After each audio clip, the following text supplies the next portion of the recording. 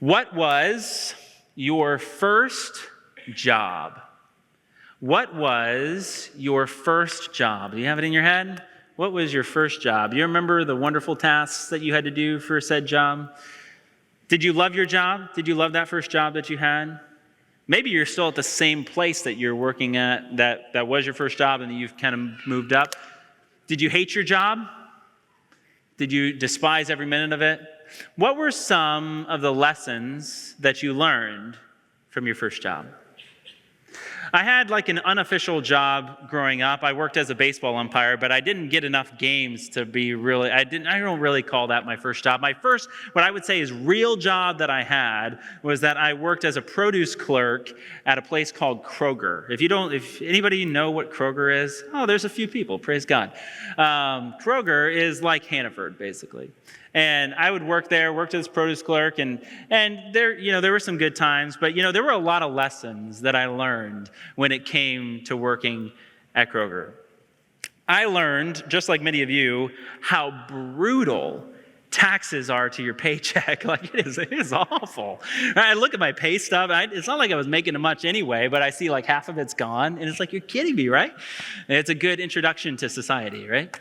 But I learned some other things as well, and some more serious things. I learned how to follow under someone else's leadership, no matter how good or bad of a leader they might have been. I learned what it was like with customer service and that philosophy that the customer is always right? Even though they're not always right. And dealing with, unhappy people. I've learned how to work on a team with different personalities, ones that were unlike my own. Over these years, they were really foundational for me growing into the further occupations going forward to learn what it would be like to work for other people and work with people. But, there was one great lesson that I think stood above them all. You want to know what that lesson was? I learned what kind of worker I wanted to be when I grew up. I learned what kind of worker I wanted to be when I grew up. Here's what I mean. I would be stocking the shelves at Kroger, and I would be evaluating all the staff that was there. You just do it subconsciously, right? You're just watching how people act towards one another, how they talk towards one another. You start to see what kind of effort they put in. And then you start asking yourself, these kind of questions of, does this person, do they work hard? Do they put 110% effort into everything that they do? Or are they there just for the paycheck? You know that within one day. You know that kind of person. When I saw them interact with other people, I would ask myself, are they kind people? Are they encouraging to the other people that are around them? Are they willing to lend a helping hand? Or are they really just kind of there to clock in, clock out, and maybe even brash, maybe even hurtful with their words? Maybe even they backstab other employees with their words. I learned a lot from my years. And what would happen as I'm starting to evaluate all these different people, right? We all have coworkers that we're doing this with. You're probably even doing it right now. You're thinking of those people that they exemplify good values and those that exemplify bad values. And what I found was that there were a few that I found that they had something that was worthy to emulate. Right? There was something that was really good about them, and I wanted to model that when I started working in the future. But you know what? Sadly, I think I found more in this other camp, and I'm sure you have too. The people that didn't model what they were supposed to, that didn't work as hard as they should. And I took those memories and I said, well, I am definitely not going to be like that person. Today, we're continuing this series that we're calling Living Testimony. And the question that we keep asking as we go along this series is how, as a Christian witness, how can I be a living testimony? How can I be an example to the people that I interact with day in and day out? How can I express to other people that I'm a Christian and I live by it? And we've been going through this, and what the Apostle Paul is going to share today in regards to the workplace is this. If you want to have an impact in other people's lives in your workplace from a Christian perspective, you first need to gain the respect of the people in the room. You hear that? In order to be a Christian witness, you need to gain the respect of the room, because here's what happens. The people will evaluate, just like I shared with you, people will evaluate how hard you work, what you do, and what you don't do. They will evaluate what you say and how you say it. And they will take that all together. And the thing is with people is that your work life, they will not disconnect from your spiritual life. It's all interconnected. So how they see you work, if you say that you're a Christian, they'll connect your faith with how you work. And ultimately, they will connect it with the Jesus that you say that you believe. You actually serve as a testimony for Jesus. The question is, are we living in a way that lifts up Jesus or tears him down? And so the question that Paul's going to get at today is, how do I be a living testimony? How can I be a living testimony in my workplace? That's what we're going to talk about today. If you have your Bibles, 1 Thessalonians chapter 4 is where we are going to land. 1 Thessalonians chapter 4, turn your Bibles in there with me. 1 Thessalonians chapter 4. You know, I know many of us are on different work journeys, right? Like, I know there are some of you in the room, you're students, right? For today, let's consider that is your full-time job, right? That's how you are working, right? There are some of you today that you are in entry-level jobs, that you are just starting to take off in your career. Some of you are in the middle of your careers. Some of you are at the end of your careers. Maybe you are already retired. Maybe you're nearing retirement. Maybe some of you today are looking for a job. Regardless of that, what we see in Genesis chapter 1 is that God called us, just as he called Adam and Eve, he called us to subdue. He called us to work, no matter what stage that we are in. And so even for those that are retired today, let me challenge you that this is actually the prime opportunity for you, whether it's through volunteer, it doesn't have to be a paid job, but through volunteering or whatever it might be, this is the prime opportunity to use the passions that you have to be able to serve in a capacity that you might want to. You know, I was talking to a pastor earlier this week, and we were talking about what are the most productive years of your life. Like, let's put it this way. What are the most productive decades of your life? So 20s, 30s, 40s, 50s. What is the most productive decade? You want to know what the most productive decade was in this study that he told me? 60s. Your 60s is your most productive years. Amen. Amen. Amen. Hear this, though. You want to know what was number 2? Your 70s. Listen, wherever you're at, God has called you in whatever decade you're in to work for him. Do not waste your moment. Don't retire on God, because God has given you breath. He hasn't retired on you, so keep working. Hope you're there. 1 Thessalonians chapter 4, we'll read it together, starting in verse 9. This is the word of the Lord. Now, concerning brotherly love, you have no need for anyone to write to you. For you yourselves have been taught by God to love one another. For that indeed is what you are doing to all the brothers throughout Macedonia.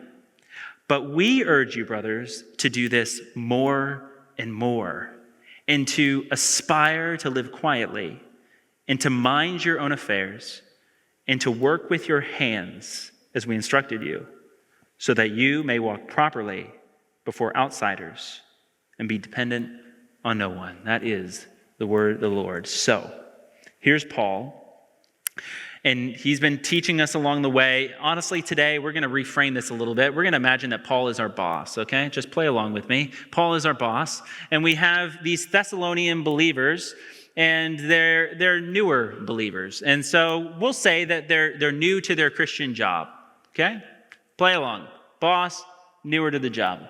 And Paul is here, and he's all the way really since the beginning of chapter 4, he's been giving these guys a performance review. You ever have a performance review? Things that you've done well, things you haven't done well, things you need to improve on to help grow. We've all probably done it before. So Paul's giving this performance review, and you know what he says? He says, guys, you guys are rocking it. You guys are doing an awesome job. I'm really proud of you guys. You guys have really stepped up. You're growing leaps and bounds. Even being newer in this Christian faith, you're doing so well. In fact, you're making a massive impact. So much so that, for Paul, he's seen so many Christians go through the pipeline. And he's seen these people that come through, and yeah, they know a lot about the Christian faith, but boy, sometimes these people never apply what they're actually believing. You ever have those people? They say that they're Christians, but they don't act like they're Christians. And Paul's like, no, you guys are the real deal. You guys are actually living it out. You guys aren't only, in terms of brotherly love, you guys aren't only, I really don't need to talk to you about this anyway, because you guys not only know about it, but you guys are indeed doing this with all the brothers, all the Christians, that not only in the city of Thessalonica that has 200,000 people in it, but you are doing this to the region of Macedonia, an even greater population. You are impacting all the believers in this community. You are doing a great job. But you know what? Like a good boss, you know what a good boss does when he sees that you're doing really well? He wants to push you to the next level, doesn't he? He doesn't want you to just stay status quo. He wants you to continue to increase. And that's what Paul does. He says, listen, you guys are doing great, but I want you to do this more and more. I want you to love people more and more. And this was a good reminder for me this week, honestly. And when you read this, it seems trivial, right? Like you're thinking, well, duh, Adam, everybody knows that you're supposed to love people more and more, right? Everybody knows that.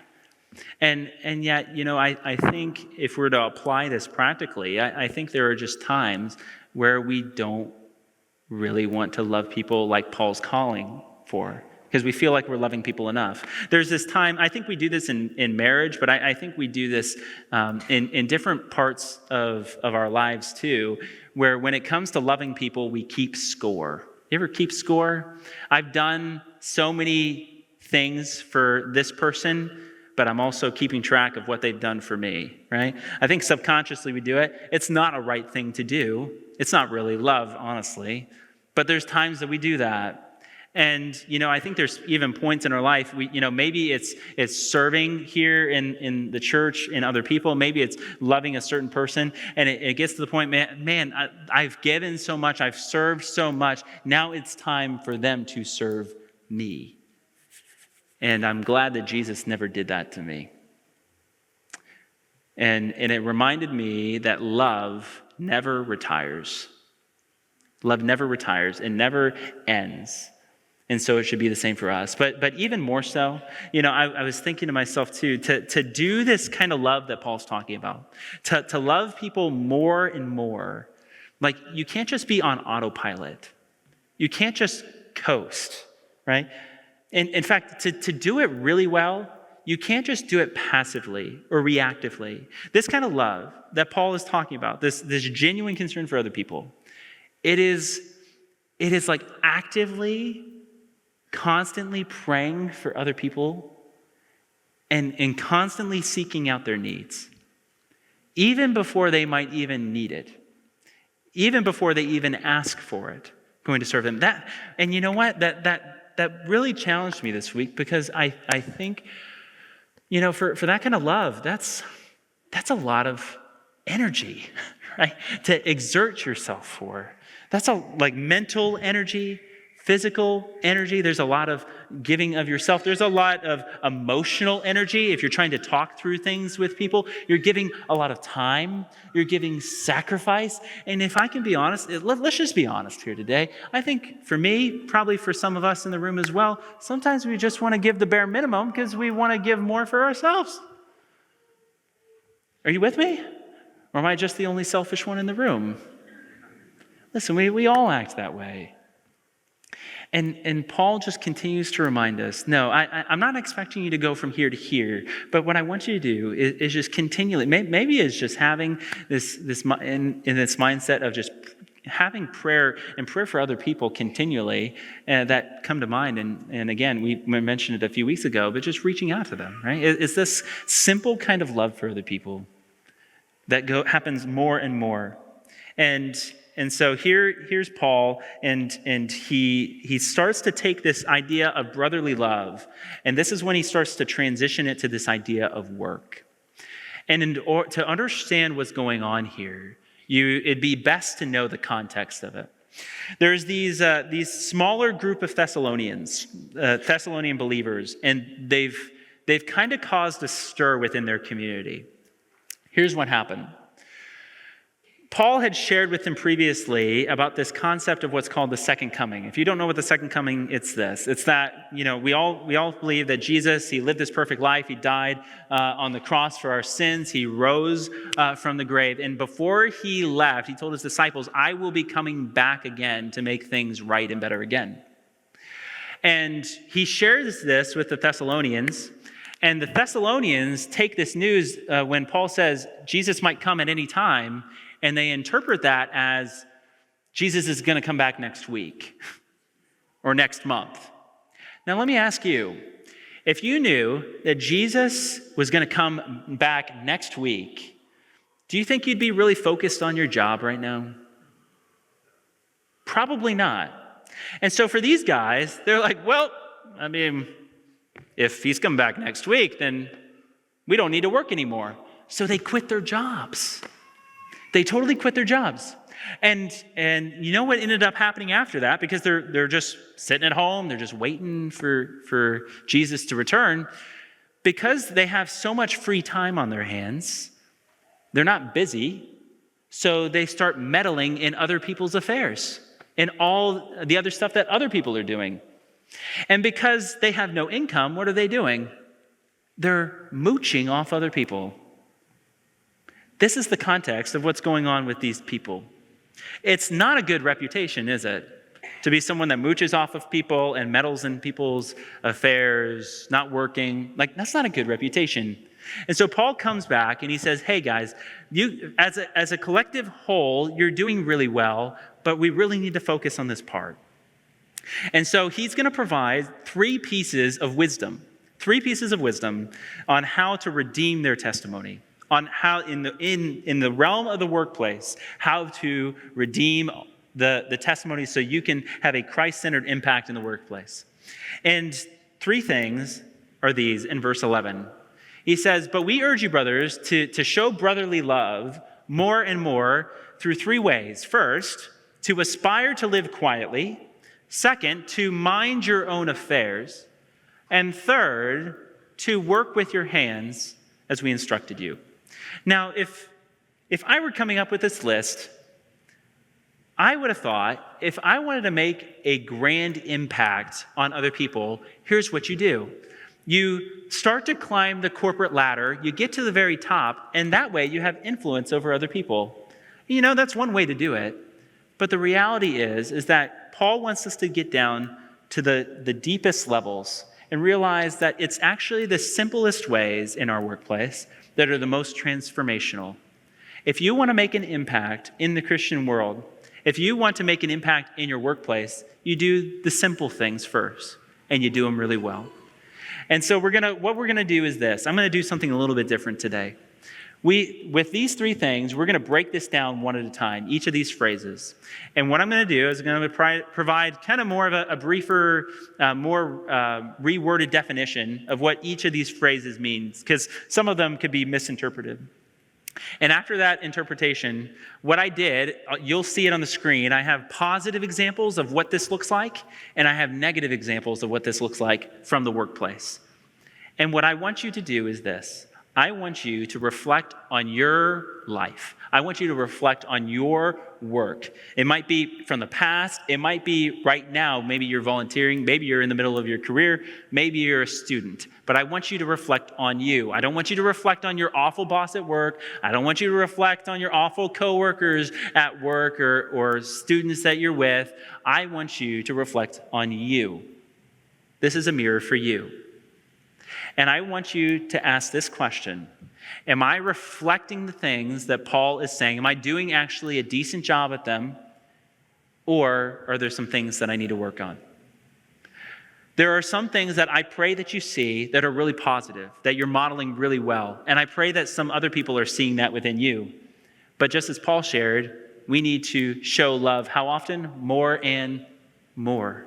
It means that it's a continual daily pursuit for following these things. So let's do this. You with me? Let's try and do this as an exercise, one at a time. And I'll ask you some questions just to be able to think through this more in depth. The first one, to aspire to live quietly. To aspire to live quietly. When you read this, you get this feeling that you're supposed to be a hermit somewhere, right? That you're not supposed to work on a public platform like I am right now. I'd have to quit my job if that were the case. But it gives this feeling like I'm supposed to be behind the scenes, that I'm not supposed to really be seen by anybody. And that's not really the context of what he's talking about. He's not talking about what platform you have, but he's talking about the character by which you have on that platform. What is your character and how you do your work? And so in regards to living quietly, what I think he's trying to get at is live a life that is peaceful.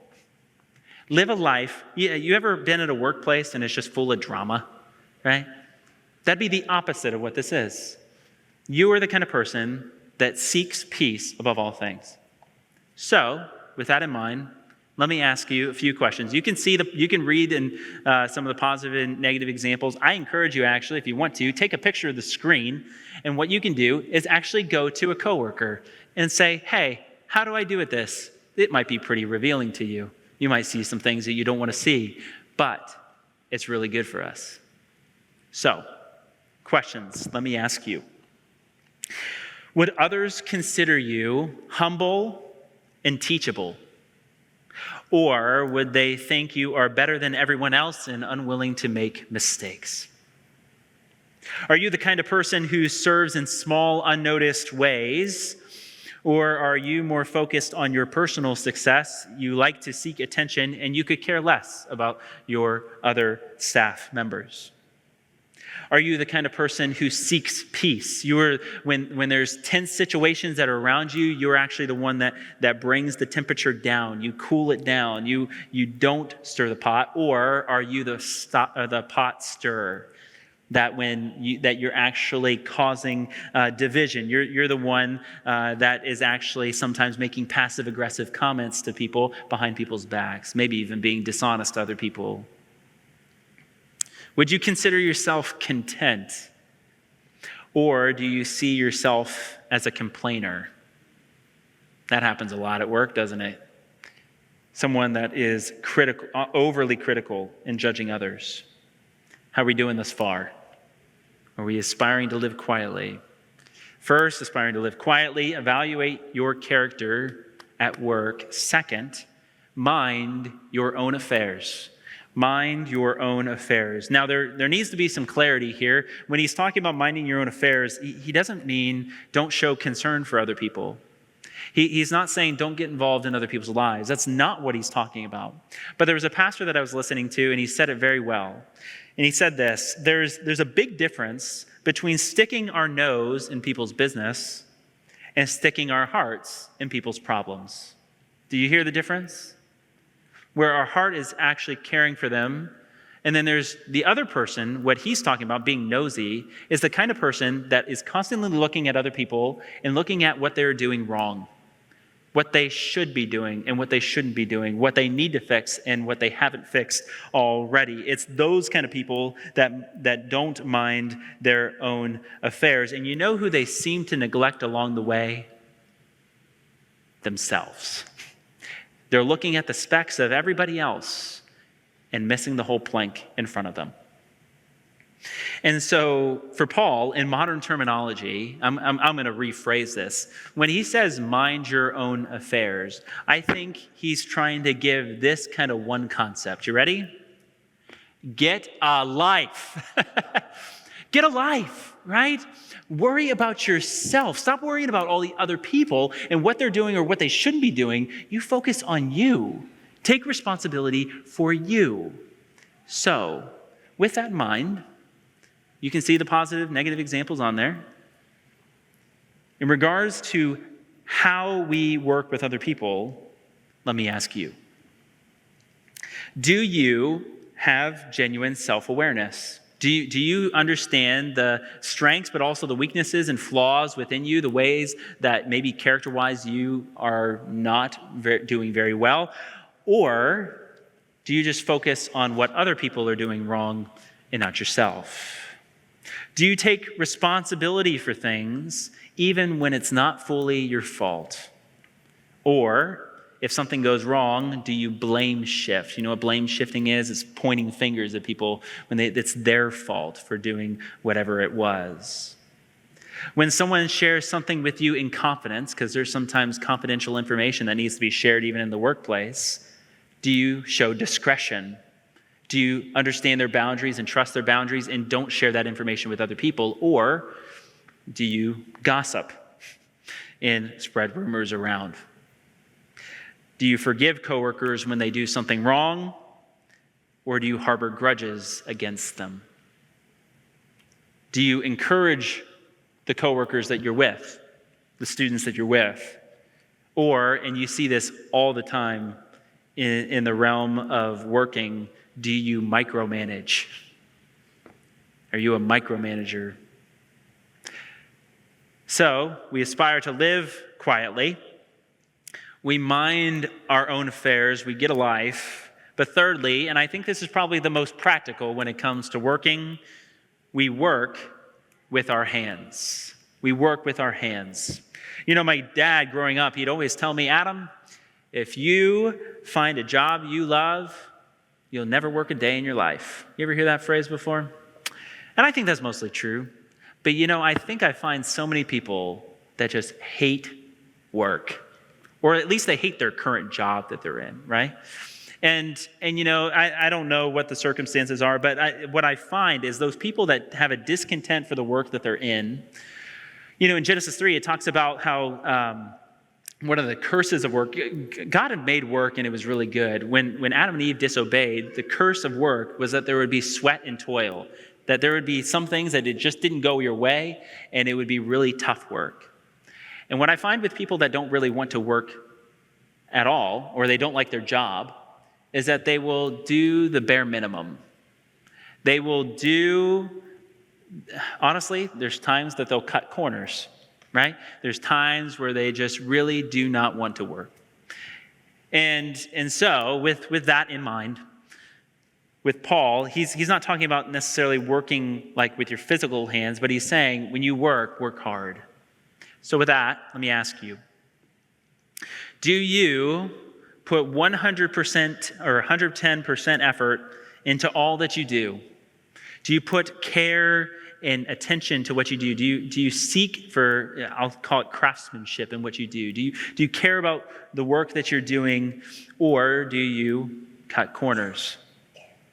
Do you take initiative when the work is hard and something needs to be done, or do you just do the bare minimum? Do you avoid tasks at all costs? Do you go above and beyond the job description and find ways to serve the team even when not being asked to, or do you lack ownership? Do people, this is an interesting one, do people consider you reliable? Like if I gave you a task, I can say 100% that person's going to do it. Or are balls often dropped? Are they inconsistent? And finally, do you demonstrate responsibility? Or do you miss deadlines? Do you fail to follow through on the things that you promise that you say that you'll do?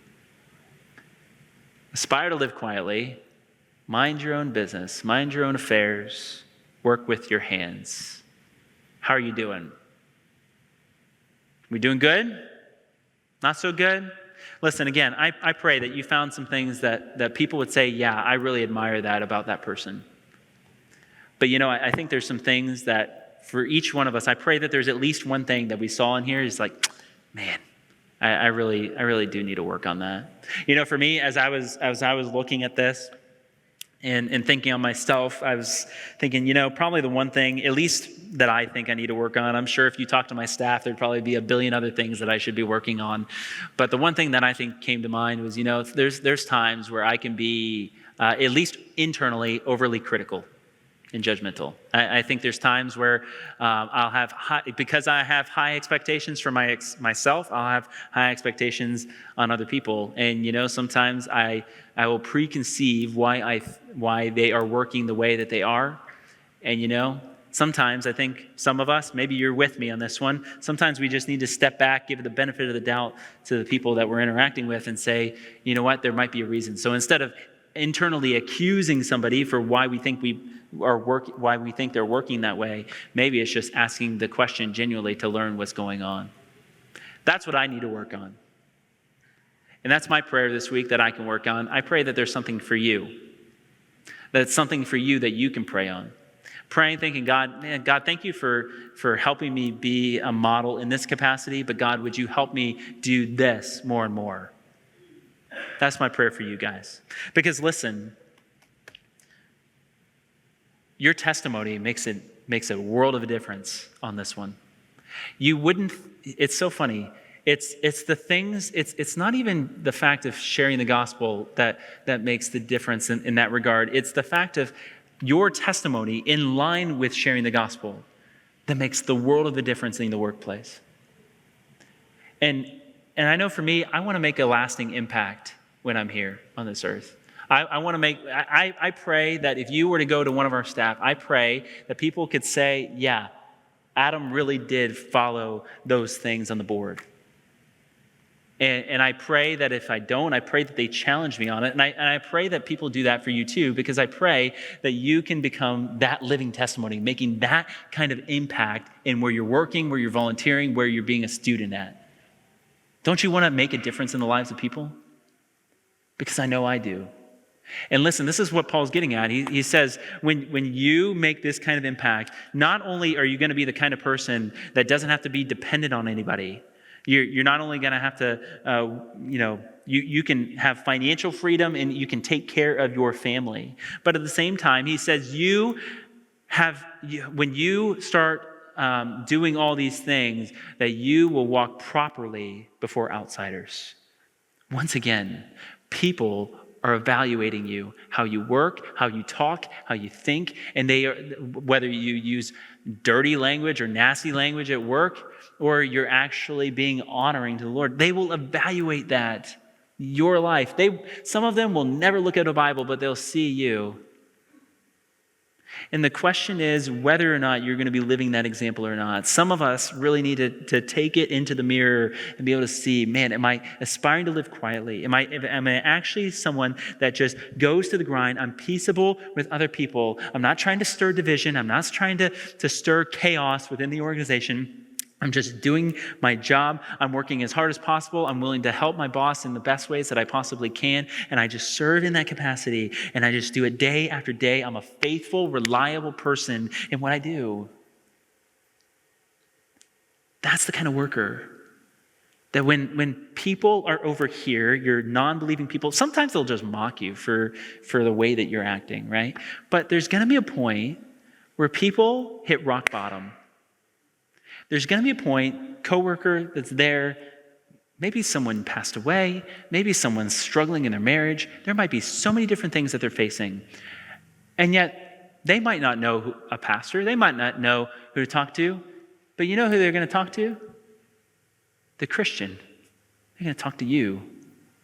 Where's my hope at? But listen, they're only going to come to you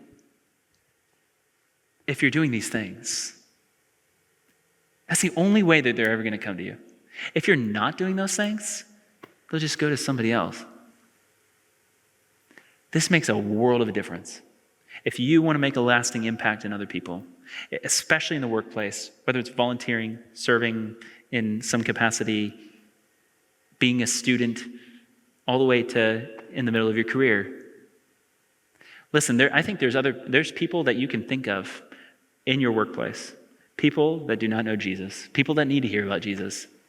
And listen, there are times when you see them, and I do want to spend some time today just praying for those people.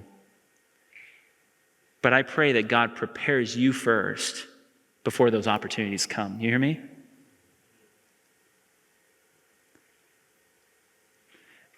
Listen, I do want to provide some preface too. I know in regards to this dependency one, I know that there are some of you are working your tails off, right? You're working 2 to 3 jobs, right? And it still feels like you're dependent on other people. Might be dependent on credit cards, whatever it might be.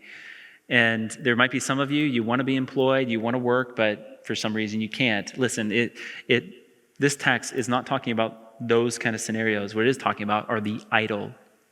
The people are not doing squat, who are mooching and meddling. And so I want to encourage you in that. But listen, if we want to be that impact in other people's lives, it starts in the daily working. You know, and I think there's just times we need to evaluate in our lives how we're doing in those things. In fact, it's a daily thing that we need to do. Am I aspiring to live quietly? Am I minding my own business? Am I actually working hard to where God would say, yeah, he is a faithful worker? Or would he say otherwise? If God was doing our performance review, what would he say? That's a scary thought, isn't it? And so when you encounter these situations over here where people are hopeless, they're looking for answers, they don't know who to turn to, but they know the Christian in the room.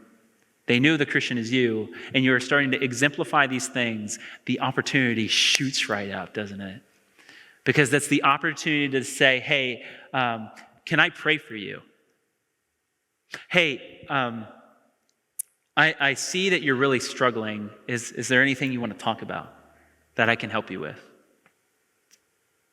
They might come to you and share everything on the table.